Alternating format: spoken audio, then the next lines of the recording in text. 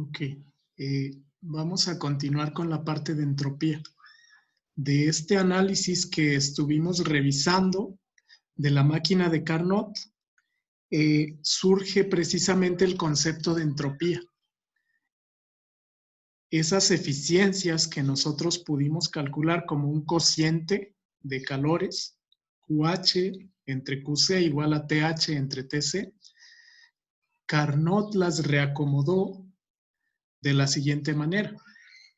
En este caso, el cociente QH entre TH lo reacomodó de un lado de la ecuación y del otro lado de la ecuación asoció QC, el calor de la fuente fría, entre la temperatura de la fuente fría. Este cociente de calor entre temperatura absoluta concluyó que permanece constante para máquinas térmicas iguales. Entonces, a este cociente precisamente le llamó entropía. Entropía realmente es una definición matemática. En realidad es la diferencial de calor dividido entre temperatura.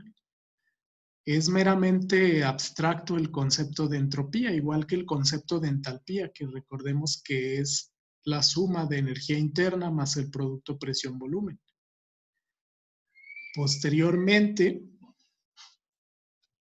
a partir de esta deducción, si las cantidades de calor se refieren a la sustancia o fluido de trabajo de la máquina térmica, en vez de los depósitos de calor, como habíamos visto, el valor numérico QH, calor transferido en la fuente caliente, es positivo, y QC, el calor transferido a la fuente fría, es negativo. Por lo tanto, una ecuación equivalente sin los signos de valor absoluto sería este. Me dice que QH entre TH es igual a el calor que se pierde hacia la fuente fría entre TC. Si aquí se reacomoda, se sabe que la suma de estas dos cantidades siempre va a ser cero para una máquina térmica. Entonces, en este caso, en esa ecuación, TH y TC deben ser temperaturas absolutas para el fluido de trabajo de la máquina de Carnot. Son también las temperaturas con las que el fluido de trabajo recorre un ciclo arbitrario. Un ciclo arbitrario cualquiera, comenzando por la etapa 1, donde su etapa final sigue siendo la etapa 1. Entonces, la sumatoria de todas las cantidades diferencial calor entre temperatura conducen a esta integral cíclica. Vamos a observarlo en esta figura. Por ejemplo, para un ciclo arbitrario, presión-volumen, suponiendo que comience aquí, una ruta que aquí se está mostrando por medio de esta línea sería esta. Al ser un ciclo arbitrario de presión-volumen, la última etapa consiste en llegar a la primera etapa. Podría ser un ciclo de Carnot o podría ser un ciclo real arbitrario. Entonces, dentro de el área que está representada dentro de este ciclo correspondería a esa integral, es decir, la integral cíclica de Q entre temperatura. De acuerdo a esto, las cantidades de diferencial calor entre temperatura siempre suman cero para un ciclo arbitrario, demostrando las características de esta propiedad. A esta propiedad precisamente se le llamó entropía y se representó con el símbolo S. Entonces, el cambio diferencial de entropía total va a ser igual a la diferencial de calor en un ciclo arbitrario entre la temperatura absoluta. Esta es la definición matemática de entropía. Entonces, a esa propiedad, Carnot le llamó entropía. Y aquí, si hacemos un arreglo de la ecuación, Aquí simplemente se despeja diferencial calor reversible. Ahora, aquí está explicando el ciclo reversible de la figura 5.5 que veíamos atrás. Esta es la 5.5. Vamos a tener un ciclo que va del punto A al punto B en un diagrama presión-volumen molar. Desde dos estados en equilibrio de un fluido en particular. Se van a mostrar las trayectorias ACB y ADB, que son procesos reversibles. Es decir, para este proceso, desde una presión igual a la presión en el punto A, vamos a movernos hacia el punto B, que sería la trayectoria final, pero a través de una ruta D o a través de una ruta C. Esas dos trayectorias se dice que son reversibles, porque idealmente podríamos ir del punto A al punto B y del punto B al punto A sin degradar la energía. Es decir, no hay cambios en la energía total. En este caso, entonces, se está representando el cambio de entropía total de ese ciclo de ACB y de la trayectoria ADB. En este caso, la entropía total sería la diferencial calor en esa trayectoria entre temperatura absoluta. De igual manera para la otra trayectoria. Recordemos que entropía es una función de estado, pero calor es una función de trayectoria. Entonces, en este caso, los calores pueden ser diferentes, pero los cambios de entropía deberían ser iguales. De acuerdo a esas dos integrales, como son funciones de estado, estas dos deben ser iguales. Por lo tanto, se concluye que el cambio de entropía total es independiente de la trayectoria y representa el cambio de propiedad conocido como la entropía en el estado final, SB, menos la entropía en el estado inicial, SA. Si el fluido cambia de estado A al estado B mediante un proceso irreversible, el cambio de entropía debe seguir siendo entropía del punto B menos entropía total del punto A. En este caso se menciona que este experimento muestra que este resultado no se conoce por la integral de diferencial calor entre temperatura, ya que el cálculo de los cambios de entropía mediante esta integral en general se realiza mediante trayectorias reversibles. En trayectorias irreversibles es más común el uso de tablas que el uso de integral. Este sería entonces la conclusión. La entropía es una función de estado y calor, por ejemplo, es una función de trayectoria. Esta es la conclusión. A esta propiedad que llamamos entropía, simbolizada con la letra S, es una propiedad intrínseca de un sistema que se relaciona de manera funcional a las coordenadas mensurables o medibles que caracteriza el sistema. Para un proceso reversible, los cambios de esta propiedad se conocen por la ecuación 511, que es la integral de diferencial calor entre temperatura absoluta.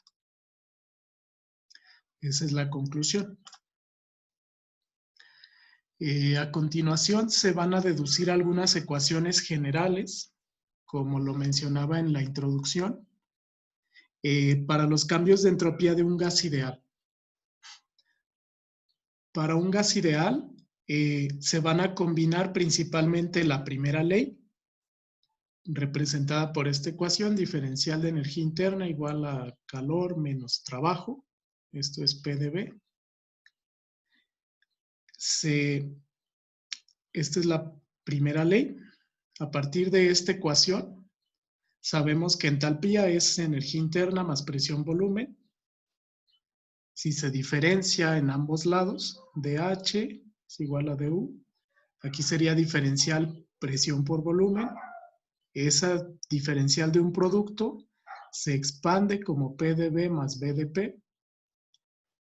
Si combinamos la primera ley con la diferencial de entalpía, observamos que se elimina el término presión-volumen, por lo que la siguiente ecuación representa la primera ley para un gas ideal en términos de entalpía. Diferencial calor es igual a diferencial entalpía menos V de P. Esto lo vimos en el primer departamental. Entonces, a partir de esa ecuación, para un gas ideal sabemos que la diferencial entalpía de H es igual a Cp como gas ideal por diferencial temperatura. Además, volumen molar es igual a RT entre presión. Esta es la ecuación general del modelo de gas ideal. Al combinar estas dos con la ecuación anterior, vamos a obtener lo siguiente. Aquí tenemos diferencial calor, diferencial entalpía. Esto lo sustituimos en función de Cp por dt. Y este volumen lo sustituimos en función de RT entre presión, que es el modelo de gas ideal, aquí se menciona. Entonces, reacomodando los términos de esa ecuación anterior, obtenemos que la diferencial calor entre temperatura absoluta es igual al Cp como gas ideal de dt entre T menos R, la constante universal de los gases ideales, por diferencial presión entre presión. Por lo que en este caso observemos que este término precisamente es diferencial entropía. Diferencial calor entre temperatura absoluta es la definición de entropía. Eso sería igual a Cp por dt entre T menos R por diferencial presión entre presión. Si reacomodamos, dividiendo entre R término a término, vamos a obtener esta ecuación. Aquí se reduce diferencial logaritmo natural de P porque tenemos dP entre P. Al reacomodar de esta forma, en este caso, nos facilita la lectura del polinomio de Cp. Vamos a utilizar esta ecuación para calcular la entropía de un gas ideal cuando Cp depende de la temperatura. Aquí yo sustituiría un polinomio e integraría en ambos lados de la ecuación en función de T. Noten que aquí tengo un polinomio de temperatura por dt entre T. Entonces, al integrar, me queda delta S, cambio de entropía entre R, igual a la integral de temperatura inicial a temperatura final, por Cp entre R, esto sería el polinomio, por diferencial T entre temperatura, menos logaritmo natural de presión final entre presión inicial. Aquí se integra de T0 a T, aquí se integra de P0 a P. Por lo que para un gas ideal, yo puedo utilizar esta ecuación para calcular el cambio de entropía. Si hay cambio de temperatura, es este término. Si hay cambio de presión, es este término. Si hay un cambio de entropía a presión constante, es decir, P igual a P0, este término se eliminaría porque me queda logaritmo natural de 1, que es 0. Esta es la ecuación general. Ya si es temperatura constante o presión constante, vamos a poder eliminar términos. Aquí se menciona que aunque se ha deducido para un proceso mecánicamente reversible, esta ecuación solo relaciona las propiedades y es independiente del proceso que causa el cambio de estado. Es una ecuación general para el cambio de entropía en un gas ideal. Entonces, esta ecuación la anotan en su formulario. Vamos a utilizarla para el cambio de entropía de un gas ideal en algunos problemas.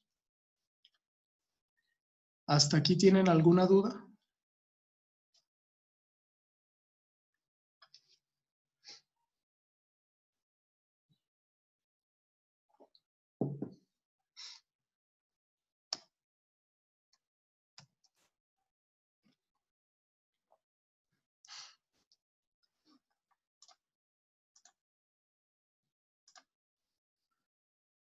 Ok. Entonces, vamos a continuar. En este caso, vamos a resolver el ejemplo 5.2 del libro de Smith. Para un gas ideal con capacidades caloríficas constantes, es decir, no dependen de la temperatura, que se somete a un proceso adiabático reversible, esta ecuación se utiliza para el cálculo de sus propiedades y de sus variables. Aquí un comentario. En segunda ley de la termodinámica, siempre que les mencionen que un proceso es adiabático, también va a ser isentrópico, es decir, de entropía constante. Si recordamos que entropía es calor entre temperatura, diferencial calor entre temperatura, si es adiabático, diferencial calor vale 0. Entonces también es isoentrópico. Si recordamos la ecuación general de un cambio adiabático de un gas ideal que vimos en el parcial número 1, este es el primer parcial. Esta ecuación representaría el cambio de temperatura y presión de un gas ideal sometido a un proceso adiabático reversible. Hay que demostrar que podemos llegar a la misma ecuación si partimos de la ecuación que acabamos de deducir con cambio de entropía igual a 0. En este caso va a ser una deducción algebraica. Hay que partir de esta ecuación sabiendo que es isoentrópico, por lo que esta parte vale 0. Y vamos a llegar a esta ecuación. En este caso, el procedimiento es el siguiente. Como el Cp se nos dice que es constante, vamos a reacomodar la ecuación. En este caso, de esta ecuación lo que se hace es hacer este término 0. Delta S entre R es 0. Y estos dos términos los invierte el libro. Aquí ya se integró logaritmo natural de T2 entre T1 menos R entre Cp, logaritmo natural de P2 entre P1. En este caso, basta con integrar. Cp entre R lo puedo sacar como constante aquí de la integral. Me queda integral de T0 a T. Y en este caso, menos logaritmo de P entre P0. Si término a término, yo elimino Cp entre R, por eso queda aquí R entre Cp. Para reacomodar esta ecuación en términos de gamma, que es el cociente de Cp como gas ideal entre Cb como gas ideal, vamos a aplicar estas dos ecuaciones. La definición de gamma y la relación de Cp con Cb y R. Esto aplica para cualquier gas ideal. Cp es Cb más R. Entonces, combinando estas dos, yo puedo deducir que R entre Cp es igual a gamma menos 1 entre gamma. En este caso. Posteriormente, yo voy a sustituir esta deducción en la ecuación original ya integrada. R entre Cp lo voy a combinar con esta ecuación. Por lo que el logaritmo natural de T2 entre T1 es igual a gamma menos 1 entre gamma por logaritmo natural de P2 entre P1. Si yo tomo el exponencial en ambos lados de la ecuación, voy a llegar a la ecuación original que nos están pidiendo. Sería T2 entre T1 igual a P2 entre P1 elevado a este exponente, gamma menos 1 entre gamma. Aquí se aplican las propiedades de los exponentes y de los logaritmos. Entonces, esa es una deducción sencilla a partir de la ecuación general de un cambio de entropía para un gas ideal. Y se llegó a la misma ecuación que ya se había deducido en la primera ley de la termodinámica. Entonces, es muy común que la primera ley de la termodinámica sea complementaria con la segunda ley de la termodinámica, de forma matemática. De esa forma es como se validan los modelos matemáticos. En este ejercicio se puede validar que la segunda ley es acorde a la primera ley de la termodinámica. Son leyes paralelas. Entonces ese sería la solución de este ejercicio. Ahora, de acuerdo al polinomio de Sepe que viene en el libro de Smith, nosotros podemos calcular a partir de la ecuación 514 una ecuación general para poder calcular el cambio de entropía de un gas ideal si el Cp depende de la temperatura. Aquí nosotros tendríamos que leer de la tabla el polinomio de Cp dividido entre R y sustituir en esa ecuación. En este caso, esta sería la forma integrada de esta parte, la integral de T0 a T de Cp entre R por dt entre T. En este caso ya habíamos manejado el cociente tau, que es un cociente de temperaturas.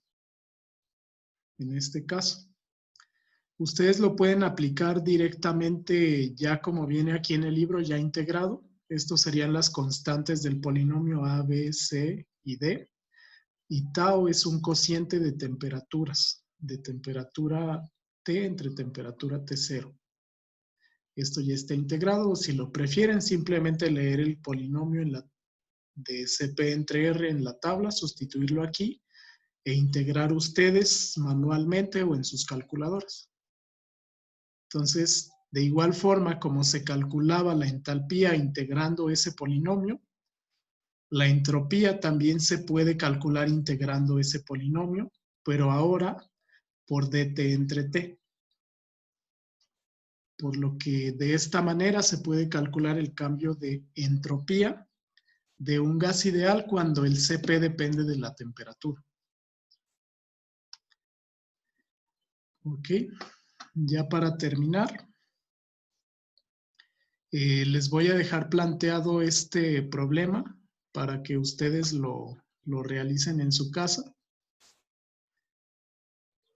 Aquí se menciona que el gas metano a una temperatura inicial de 550 Kelvin y 5 bares se somete a una expansión adiabática reversible a 1 bar. Es decir, desde 5 bares, presión inicial, se expande hasta que su presión tiene un valor de 1 bar. Determine la temperatura final, suponiendo que el metano es un gas ideal bajo estas condiciones. Ese sería el planteamiento del problema. Entonces, esos son los datos. Lo que saben es que es adiabático, por lo tanto es isoentrópico. Su cambio de entropía es 0. También saben la temperatura inicial. Entonces hay que calcular temperatura final. Para esto van a utilizar la ecuación 5.14, que sería esta. Entonces el procedimiento de cálculo sería a partir de esta ecuación. Eliminan este término porque es isoentrópico, por ser adiabático esto vale 0. sustituyen aquí el polinomio de Cp para el metano por dt entre t. Aquí tendrían que realizar una integración. T0 es conocida, pero T final no es conocida. Menos logaritmo natural de presión final entre presión inicial, que sería 1 entre 5 bares. Aquí no es necesario realizar un cambio de unidades porque al ser un cociente se cancelan. Entonces, de esa ecuación planteada, su única incógnita va a ser la temperatura T. Ese sería el procedimiento de solución de este ejercicio. Ok. ¿Alguna duda hasta aquí? No, profe.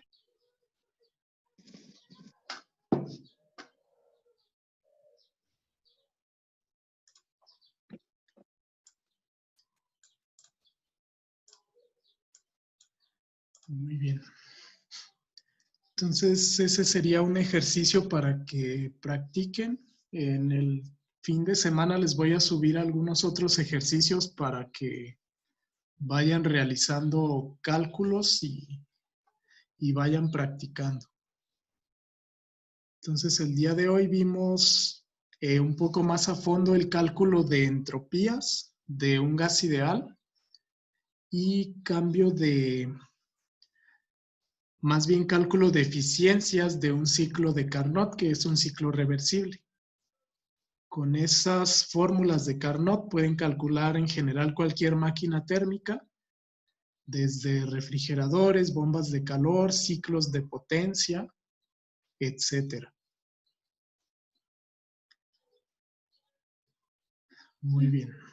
Entonces, si no tienen dudas, vamos a terminar aquí y continuamos el día de mañana.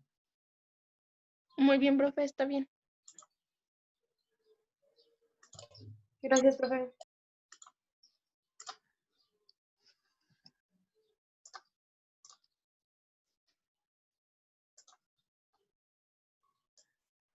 Ok.